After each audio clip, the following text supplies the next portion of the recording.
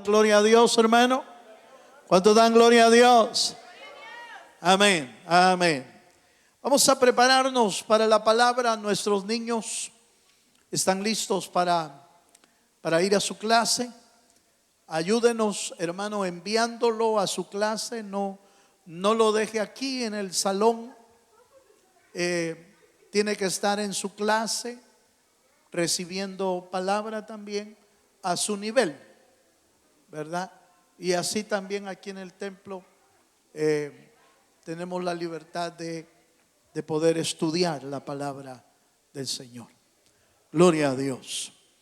Bueno, si usted está listo, hermano, para la palabra, lo voy a invitar al primer libro de Samuel, capítulo 18. Vamos a leer primer libro de Samuel, capítulo 18. Estamos en nuestra serie La Conquista de Sión. Todos los días jueves estamos estudiando el libro de Samuel. Grandes porciones, por supuesto, los eventos más relevantes. Dice así, primer libro de Samuel 18, 6 y 7. Dice: aconteció que cuando volvían ellos, cuando David volvió de matar al filisteo, salieron las mujeres de todas las ciudades de Israel cantando y danzando para recibir al rey Saúl, con panderos, con cánticos de alegría y con instrumentos de música. Y cantaban las mujeres que danzaban y decían: Saúl hirió a sus miles y David a sus 10,000. Amén. El tema de hoy se titula Los celos de Saúl. Ese es el tema de hoy, un poquito así, un poquito dramático, un poquito trágico. Pero así como la vida de David y sus eventos, sus hazañas, sus características, nos enseñan al pueblo de Dios grandes verdades y enseñanzas. También los errores, las malas decisiones, las malas acciones, el mal carácter, las características de Saúl también nos pueden enseñar a nosotros. Uno puede aprender de lo bueno, pero puede aprender también de lo malo. Amén, hermano. Entonces, Saúl, indiscutiblemente que nos enseña, la mayoría de cosas que nos enseña Saúl son malas, pero malas para no cometer nosotros los mismos errores. ¿Cuántos dicen amén, hermano? Definitivamente Saúl, después de que fue ungido y no aprendió a tener una relación personal con Dios, fue influenciado por las obras que ya estaban dentro de él, dentro de su carácter. Y un carácter maltratado, obras de la carne maltratadas delante de Dios, se empeoran. Si no se tratan a tiempo, se van empeorando. Como las enfermedades. Cuando las enfermedades no se tratan a tiempo, empeoran. ¿O no? Empeoran. Uno dice: no, sí, ya se me va a quitar, dice uno. Ya se me va a quitar. No, sí, así fue la vez pasada, ya se me va a quitar. Y va dejando uno, y va dejando uno. Cuando viene a sentir aquella pequeña gripita que uno tenía, se convirtió en neumonía. ¿Sí? Se convirtió en neumonía. Se convirtió en asma y se empeoró porque no se trató a tiempo. Entonces, las obras de la carne en el ser humano están en todos, hermano, en todos nosotros. Todo el que es humano. ¿Cuántos son humanos aquí? Si usted es humano, usted y yo tenemos obras de la carne. Algunas ya tratadas por Dios, algunas ya fallecidas las obras de la carne. Como dice la Escritura, haced morir las obras de la carne. Entonces, algunos ya fueron tratados por el Señor, otros ya hicieron morir las obras de la carne, pero otros todavía tienen esas obras de la carne vivas, y si no se trata a tiempo, entonces empiezan a empeorarse en la vida. Fíjese que Saúl, cuando fue llamado rey, igual que David, él nunca fue formado como rey. Él no recibió.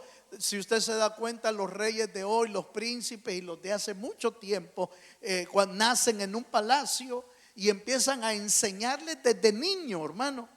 Desde niño empiezan a enseñarles cómo sentarse, cómo levantarse, cómo comer, cómo saludar, qué mano se da, qué mano, a dónde debe de ponerse a la par del rey. Y es todo un protocolo.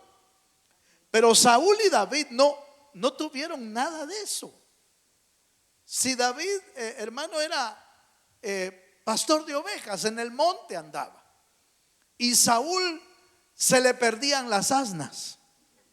La Biblia lo dice, se le perdían las asnas y se ponía a buscarlas y no las hallaba. Nunca fueron preparados. Usted y yo no fuimos preparados para ser cristianos. Algunos, pocos tal vez, nuestros hijos tuvieron ya el privilegio de nacer en cuna cristiana. Por eso es que ya saben decir amén, aunque algunos no dicen nada. Aleluya. ¿Verdad? Pero nosotros, no, hermano. La primera vez que llegamos a un culto nos sentíamos tan raros. No sé si usted, hermano, se sentía raro en un culto la primera vez que usted fue. Se le quedaba viendo a todos uno. Era extraño, no sabía uno qué hacer, no sabía si aplaudir, se quedaba uno, no podía cantar porque no se podían las canciones. Era extraño, no nos enseñaron. Pero fíjese, hermano, que al inicio Saúl mostró humildad al principio. Fue humilde al principio, cuando recién lo ungieron. Pero a medida que fue caminando, el carácter empezó a salir y se deterioró más cada día. Fíjense. Y mire qué tremendo esto, que lo que era una fiesta para él se convirtió en una semilla de amargura. ¿Por qué le estoy diciendo esto? Porque la fiesta era que venían los valientes, venía David y venía Saúl, valientes de Dios. Y las doncellas empezaron a danzar, dice, y a danzar y a gritar y a cantar: Saúl mató a 1000 y David a sus 10,000. El texto dice, literalmente dice, las doncellas salieron a encontrar a Saúl, dice el texto. Si usted lo leyó conmigo, el texto dice: las doncellas salieron a recibir a Saúl. No salieron a recibir a David. Pero la canción le pusieron un toquecito, hermano. Le pusieron un chilito ahí, que para qué le cuento. Alborotó a Saúl, hermano, de una manera impresionante. Empezó a brotar una raíz de celo en el corazón. Lo que era una fiesta se convirtió en una semilla de amargura para Saúl. Mire qué tremendo. Porque lo mismo le pasó al hermano del hijo pródigo. Era una fiesta la que estaba haciendo el padre, una fiesta de bienvenida al hijo que andaba en el mundo, Y dice la escritura, mi hijo era muerto, pero ha resucitado. Hay que celebrar. Pero para el hermano del hijo pródigo se convirtió en una raíz de amargura. Porque empezó a decir, ve, y a mí, pero nada me dan, pero ni sopa de patas. No, eso no lo dice la Biblia. A mí ni sopa de frijoles me dan. Y a le armaron toda una fiesta. ¿Qué fue lo que le brotó, hermano? Las obras de la carne, los celos le empezaron a brotar. Entonces, hermano, mire, hoy vamos a aprender algo importante. Que no le brote a usted los celos. Que no le brote a nosotros la envidia. Y que no nos brote la amargura. Porque si eso nos brota, hermano, nos va a hacer pedazos la vida. Como se la hizo a Saúl. A Saúl lo hizo pedazos. Lo destruyó. Lo que pudo haber comenzado pequeño, lo destruyó totalmente. Entonces, mire qué tremendo. Hoy vamos a ver esto. Cualquier área de nuestro carácter que no es tratada por Dios puede convertirse en una raíz destructiva del alma. Oiga, cualquier área de nuestro carácter que no es tratada por Dios puede convertirse en una raíz destructiva. Por eso nosotros tenemos la bendita misericordia que podemos venir a los pies de nuestro amado Jesús y decirle: Señor, trata en mi interior lo que tengas que tratar, Señor. Pero yo quiero subir al cielo hecho nuevo, porque la escritura lo dice, que Él vino, hermano, a hacer nuevas todas las cosas. Entonces sería terrible que teniendo ya a Cristo en el corazón, que teniendo los recursos de Dios a nuestro alcance, nosotros, hermanos, sigamos viviendo una vida como antes. Nos va a destruir esa raíz, nos puede destruir. De ahí la enseñanza tremenda. Santiago capítulo 3, verso 16 al 17. Vamos a ver un primer punto. El primer punto vamos a ver los celos y la envidia. Y vamos a dejar al final la amargura.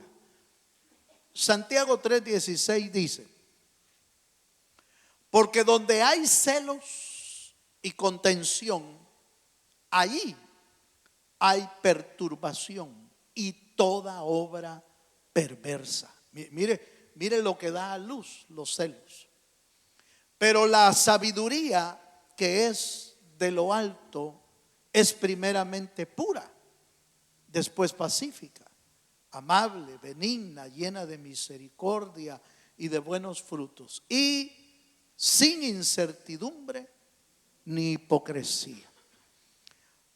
Como ve, hermano, el apóstol Santiago escribe de dos líneas: de la vida en celos, que es una obra de la carne, y de la vida en sabiduría, que da buenos frutos. Pero los celos, fíjese, hermano, que en la palabra griega, la palabra celo con Z en el griego, dice que es tener calor de sentimiento por o en contra de. Fíjese, hermano, que el celoso se pone rojo, hermano. Aleluya. Pero no de chapudo, no de que le dio el sol, no, de bravo. De bravo. Fíjese que celo se traduce, del griego se traduce en arder. Eso quiere decir que agarra fuego. Celar, celoso, envidia, moverse por envidia. Eso es que el celo da a luz otro problema. El celo da a luz la envidia. Y ese es otro problema que lo vamos a ver un poquito más adelante. Fíjese que encontré una diferencia entre la envidia y el celo, porque se parecen mucho, pero tienen una diferencia interesante, al menos la que yo encontré me llamó la atención. La envidia es el deseo por lo ajeno, es decir, él es el deseo por lo que otro tiene, eso es envidia. Pero los celos es el miedo a perder lo que uno tiene. Aleluya. Por eso es que el celoso es inseguro. Por eso es que el celoso teme perder lo que ya le dieron. Si le dieron esposo, si le dieron esposa, tiene un terror a perderlo. Pero en parte es su inseguridad. Y en parte que lo alcanzó los celos. Y lo hace vivir de esa manera. Lo hace vivir con el miedo y el terror de perder lo propio, de perderlo. Ambos lo pueden llevar a uno hasta la amargura. Eclesiastés capítulo 4, verso 4. Acompáñame, por favor.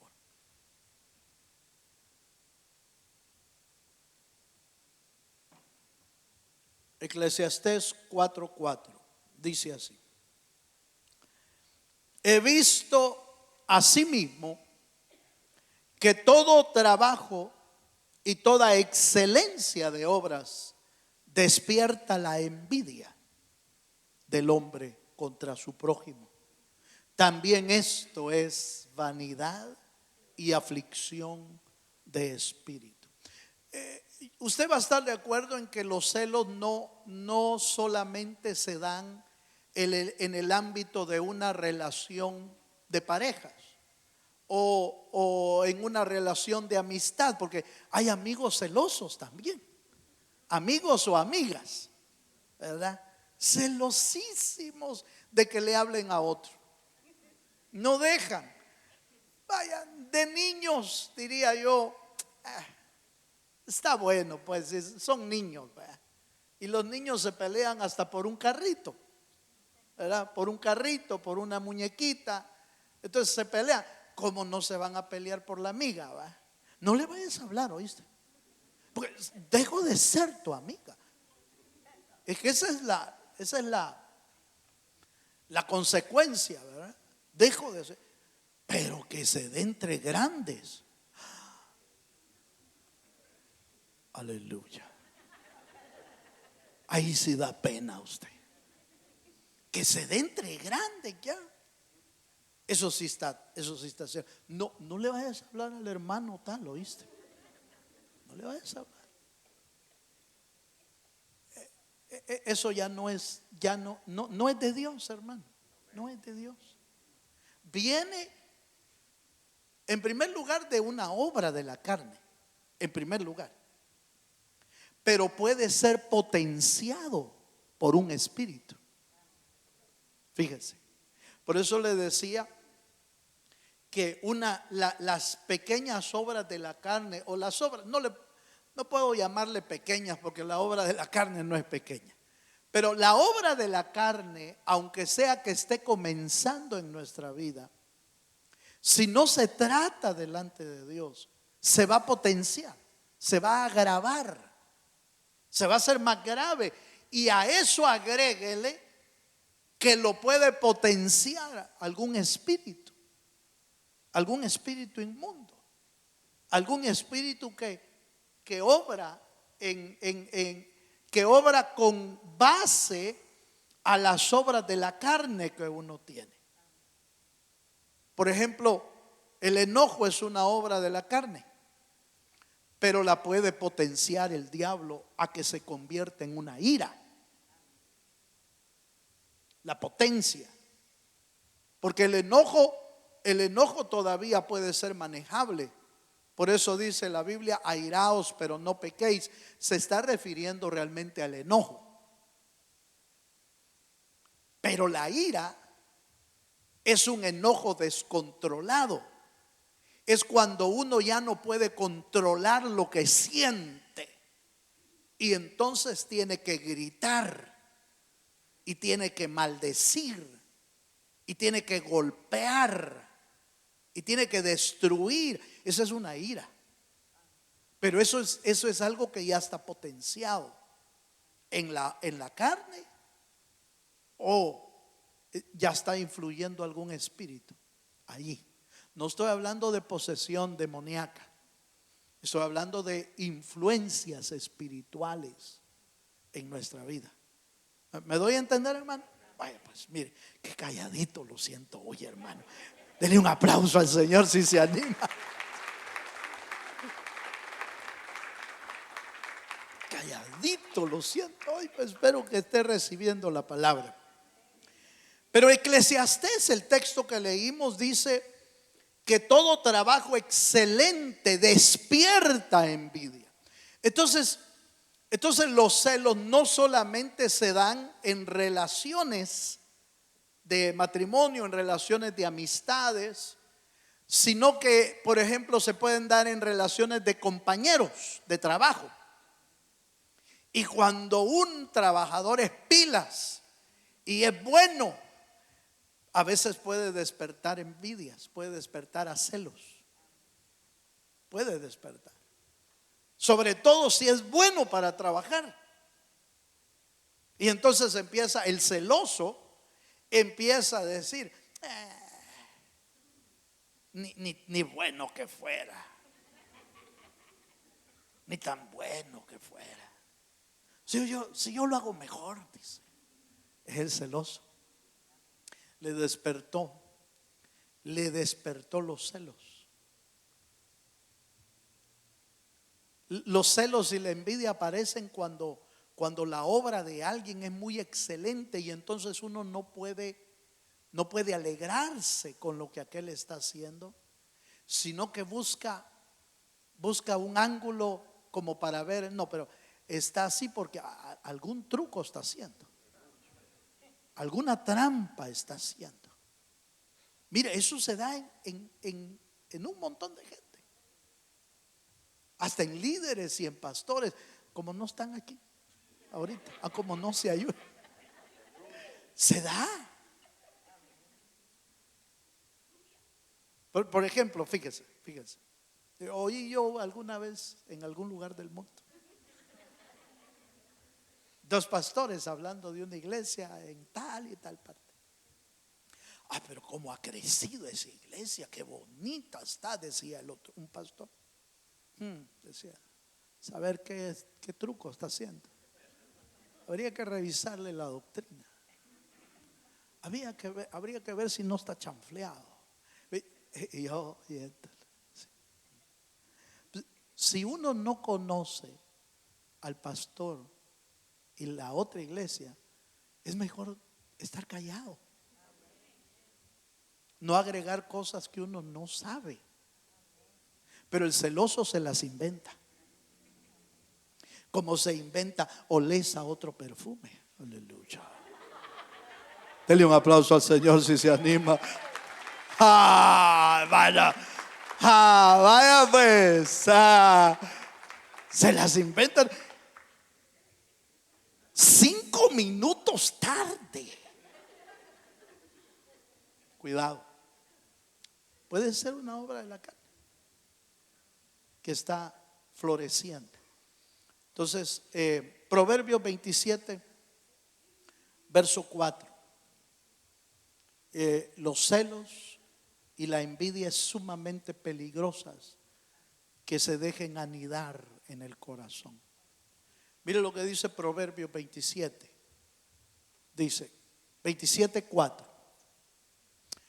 Cruel es la ira e impetuoso el furor, mas ¿quién podrá sostenerse delante de la envidia?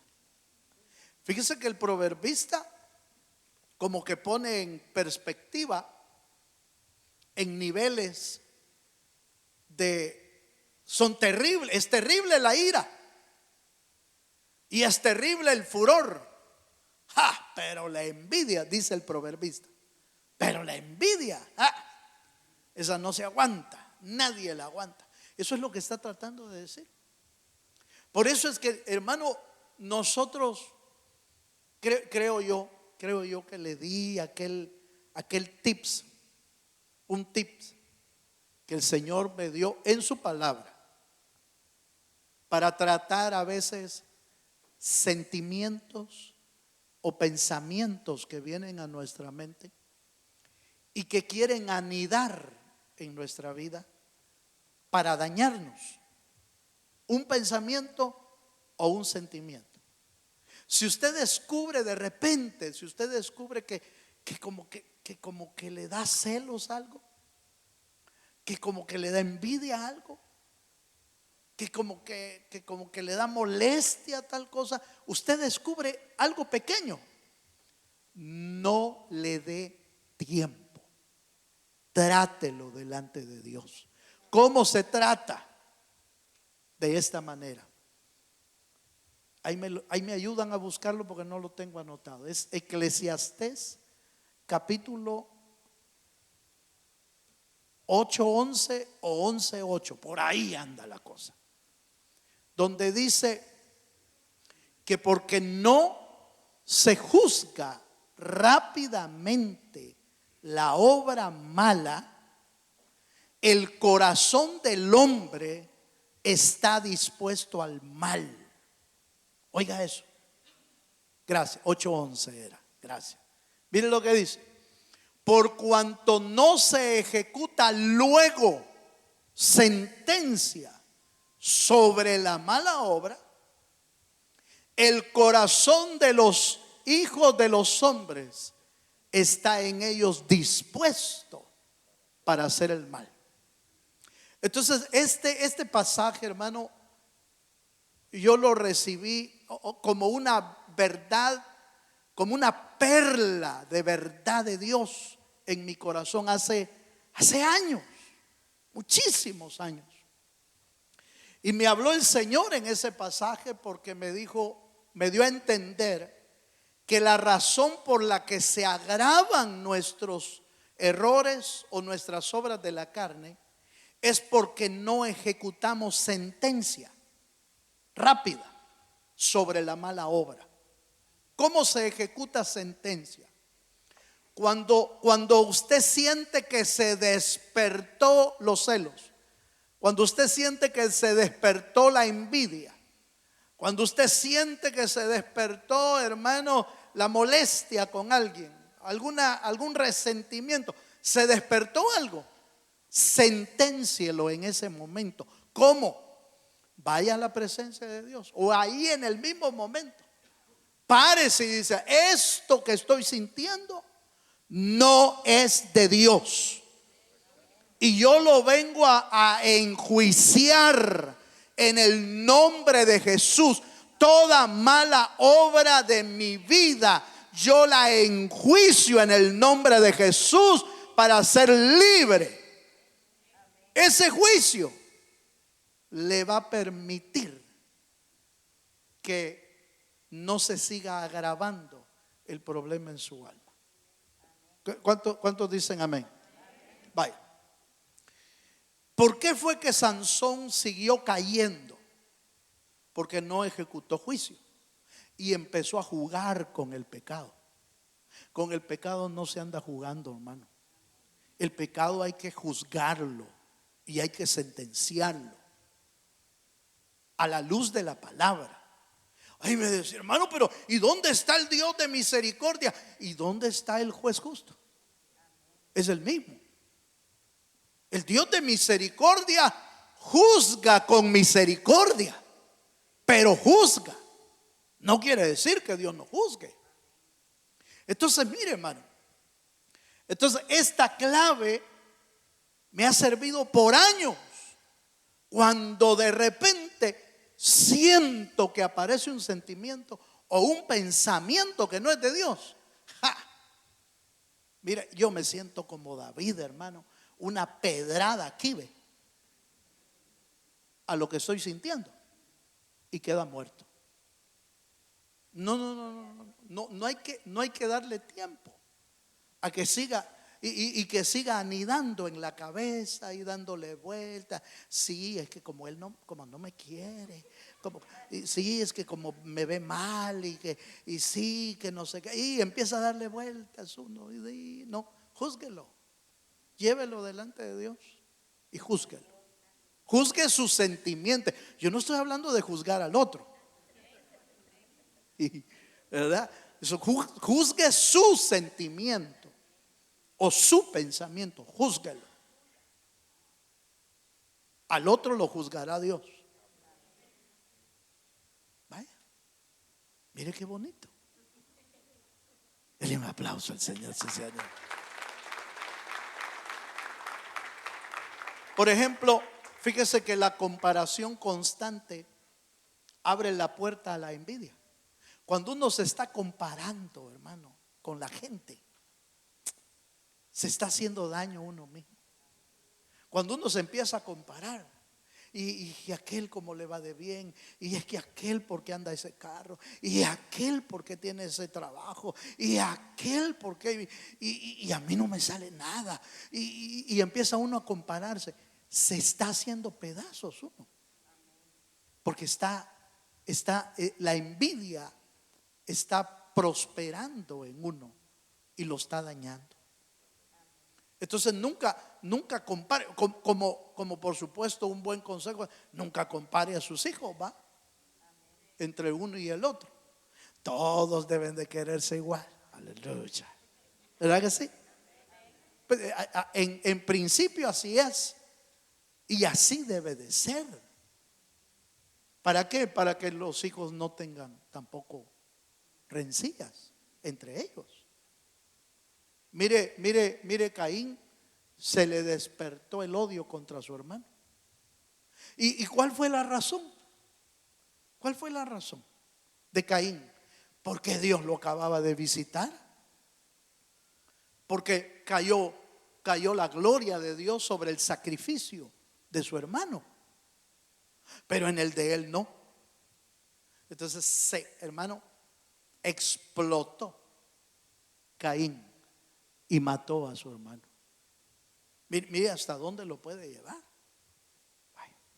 Sigamos un poquito más. ¿Estamos bien hasta aquí, hermano? Vaya. Entonces, el segundo punto tiene que ver con la amargura. Mire pues, amargura en el griego picria. Esto está tremendo, fíjese, hermano, porque la amargura dice que la definición de amargura es que la amargura es punzante, que la amargura se puede traducir como veneno. Aleluya. Cuando uno tiene resentimiento y amargura, hermano, está tomando veneno uno, no la otra persona, uno. Como que está tomando café todos los días. Solo que está tomando amargura. Y él todos los días se está amargando, se está amargando y se está amargando y se está amargando. Lo va a hacer pedazos en su vida. La amargura, fíjese, hermano, la idea, dice de la definición, que es punzante y veneno, es que perfora el estómago, perfora el intestino, perfora todo, perfora.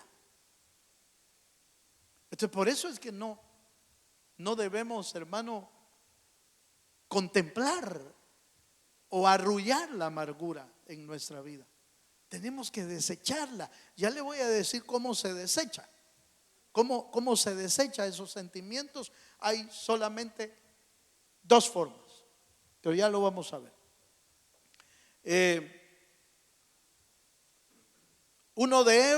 Dos elementos aquí importantes. ¿Cómo desechar esto? Número uno, reconociendo la condición que uno tiene. Es como cuando uno va al médico, hermano, no quiere que le digan que está enfermo, pero está enfermo, ¿verdad? Uno no quiere que se lo digan, pero está enfermo. Entonces, tiene que reconocer. Fíjese que gran parte de la curación consiste en que uno reconozca que necesita ayuda, porque lo que normalmente uno hace cuando no lo reconoce es que evade la visita al médico, evade la visita al hospital, evade el tratamiento, hermano. Yo conocí gente de mi familia, algunos hermanos, dos de ellos ya partieron ellos, pero dos de ellos, mire, hermano, ellos terminaban recetándole al doctor.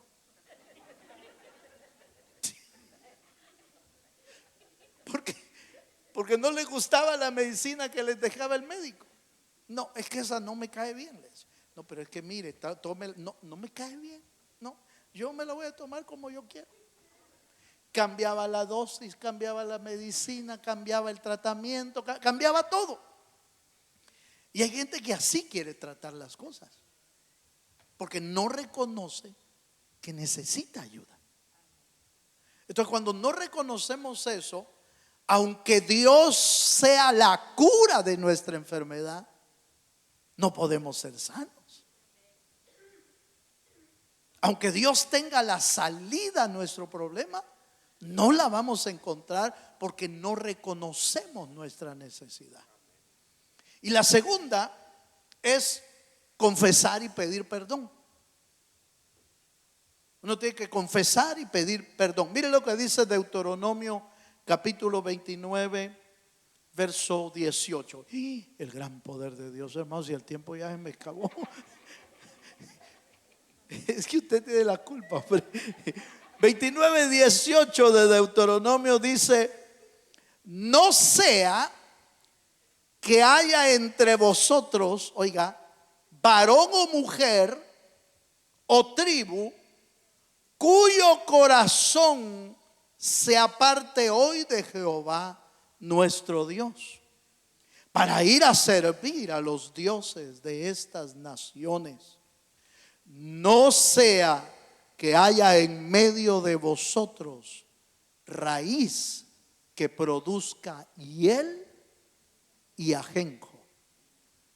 Ese hiel y ajenjo es lo que la Biblia en el Antiguo Testamento llama como amargura. Yo nunca he probado la hiel, hermano, y tampoco el ajenjo, pero dicen que son cosas tan terribles, hermano, de amargas, que ni las quiero probar tampoco. Sí, ¿para qué? Si ya me dijeron que es amargo, ¿para qué me lo voy a tomar?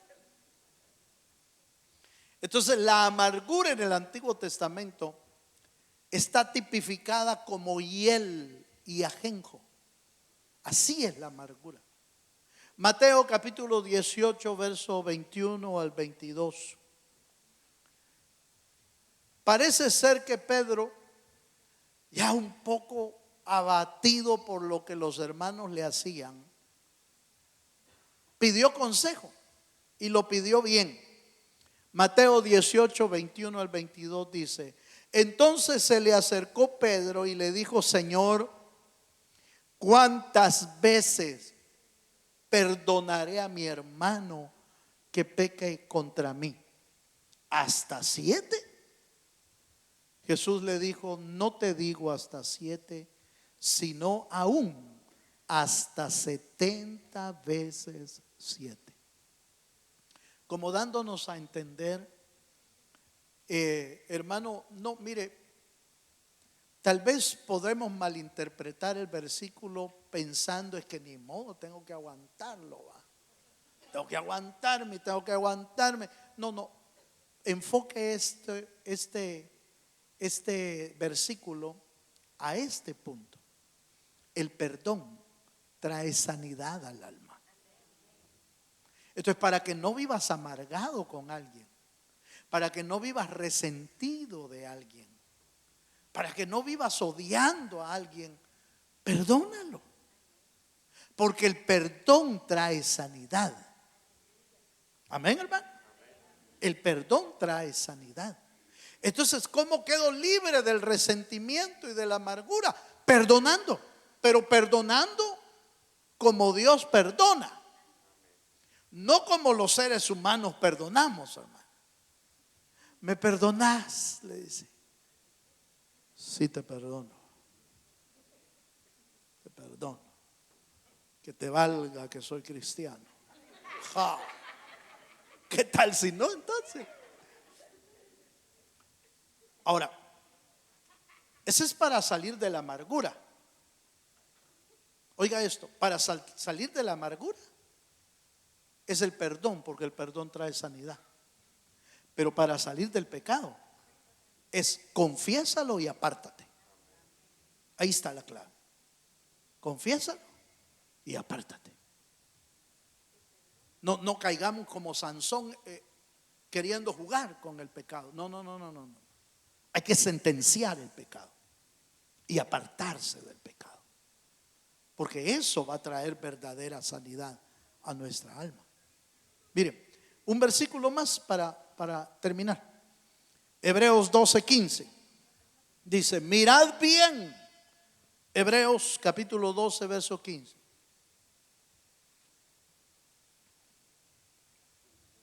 Dice: mirad bien, no sea que alguno deje de alcanzar la gracia de Dios, que brotando alguna raíz de amargura os estorbe, y por ella muchos sean contaminados. La falta de perdón alimenta la amargura. Perdonar protege nuestro corazón y a los que nos rodean. ¿Oyó eso, hermano? La falta de perdón alimenta la amargura. El perdón protege nuestro corazón. El perdón constantemente, porque es lo que le dijeron a Pedro, ¿va? No te digo que 7 veces, te digo que 70 veces 7. Eso es perdón constante. Y ese perdón constante protege nuestro corazón y a los que nos rodean. Porque qué feo es vivir con gente amargada, hermano. Ha de ser feo. No feo, ha de ser feo estar viviendo con gente amargada, porque todos los días le ve uno la cara de bravo, la cara de enojado, la cara de amargura. A saber, ¿qué palabras dirá la amargura, hermano?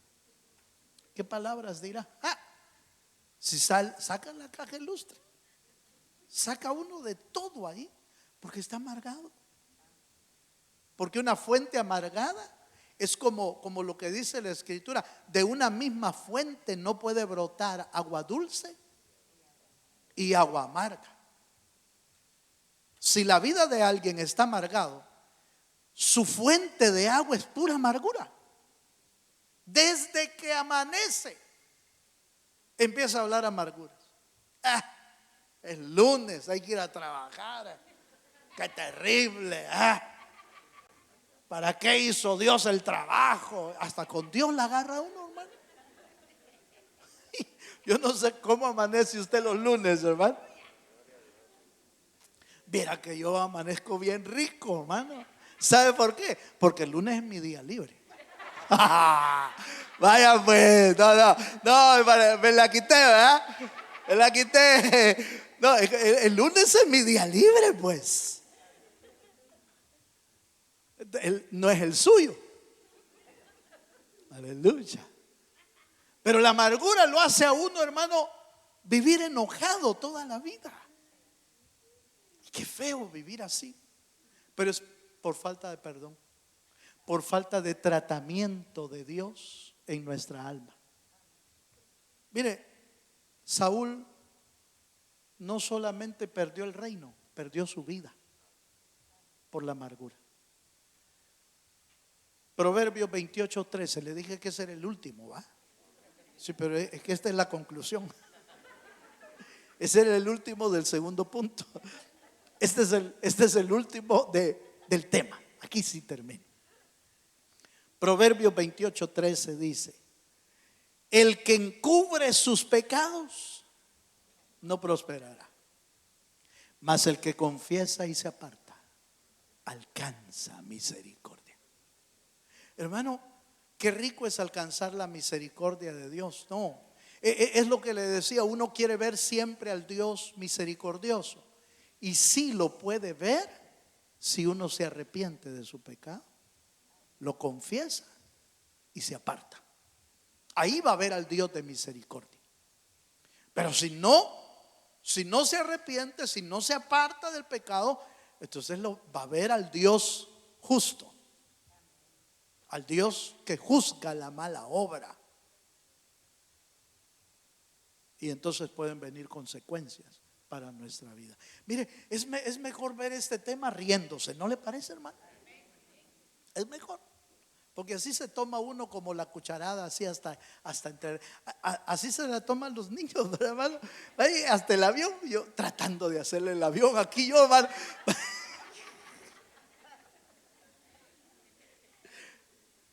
Pero lo que quiero es que se trague la cucharada, la palabra, porque la palabra trae vida si uno la aplica.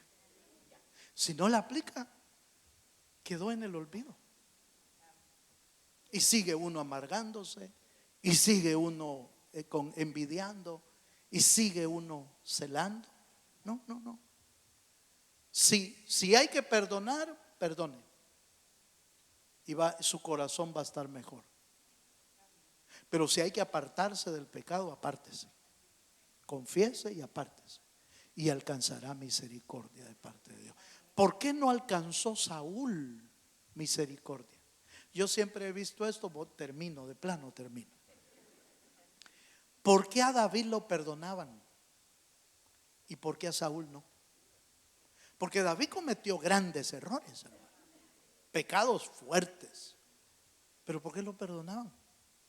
Porque se arrepentía y buscaba la misericordia de Dios. A Saúl nunca lo ve usted diciendo: Señor, perdóname. Nunca pidió perdón. Entonces Dios no es que no lo quiso perdonar, Él no buscó el perdón. Él no buscó al Dios de misericordia. Teniendo nosotros un Dios tan grande, mejor busquemos nuestra sanidad, busquemos su perdón y busquemos su misericordia, y viviremos para Él. Dele un aplauso al Dios de los cielos. Póngase de pie, por favor, hermano. Póngase de pie.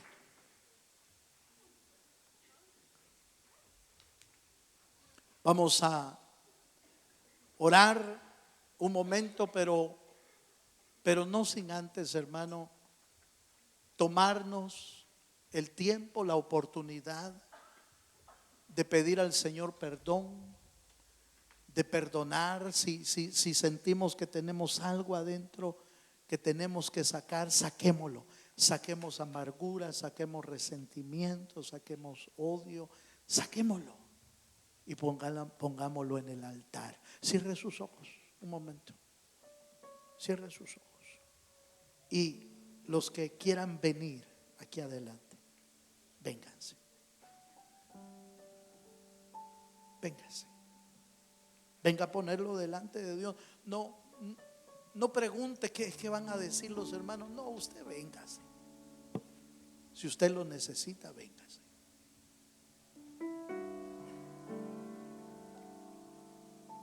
Vengamos a ponernos a cuentas con Dios.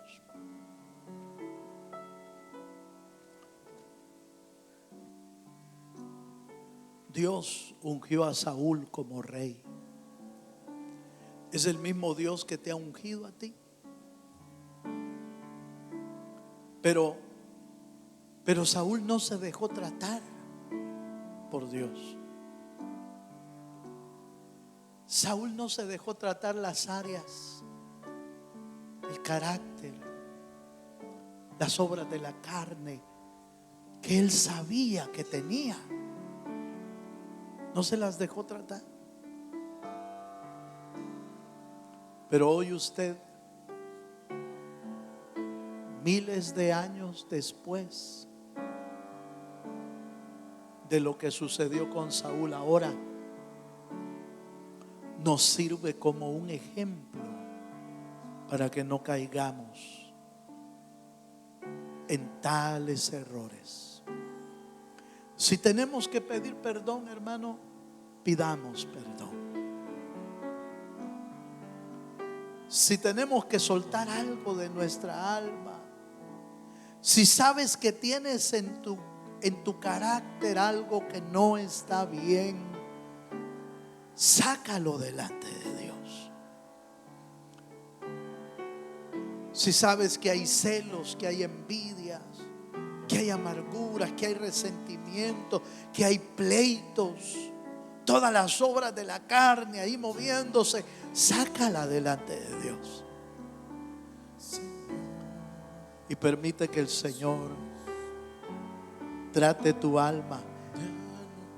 Él estaba aquí desde el principio del servicio, moviendo su presencia, preparándonos en el corazón para que no nos llevemos nada a nuestra casa, sino para que la dejemos aquí hoy en la presencia de Dios. ¿Qué hay en ti y en mí que tengamos que dejar en la presencia del Señor? Enojo, ira, maledicencia, pleitos. ¿Qué hay? Sácalo delante de Dios y dile: Señor, límpiame, purifícame, trata mi vida, Señor. Quiero ser un hombre nuevo. Dile: quiero ser una mujer nueva,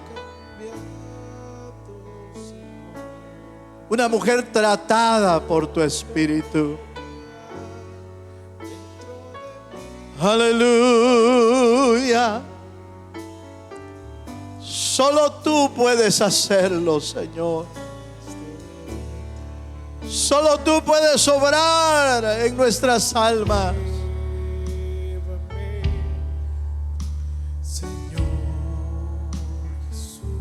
Aleluya. Si has guardado resentimiento contra alguien y te está amargando, perdona.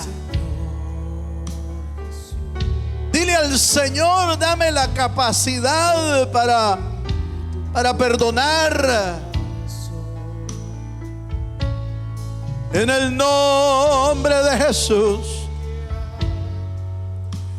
dentro de mí necesita ser cambiado, porque todo lo que hay, en el nombre de Jesús.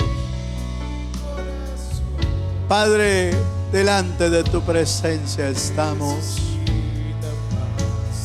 Sánanos. Sana nuestro corazón, Señora.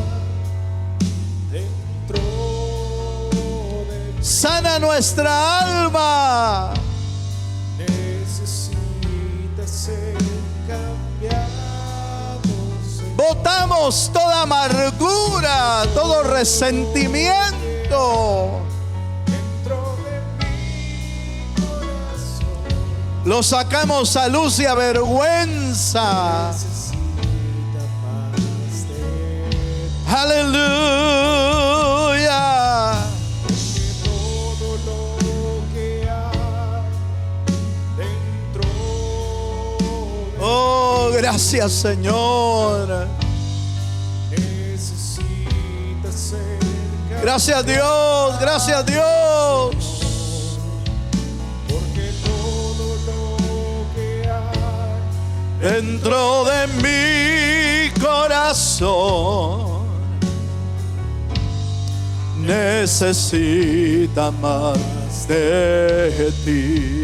Porque todo lo que hay, porque todo lo que hay dentro de mí vamos a levantar nuestras manos al cielo. necesita ser cambiado. Vuélvelo una oración al Señor. Porque Todo lo que hay, Señor, mi corazón necesita más. aleluya. Porque todo lo que hay dentro de mí necesita ser cambiado, Señor. Porque todo lo que hay dentro de mi corazón Necesita más. Padre,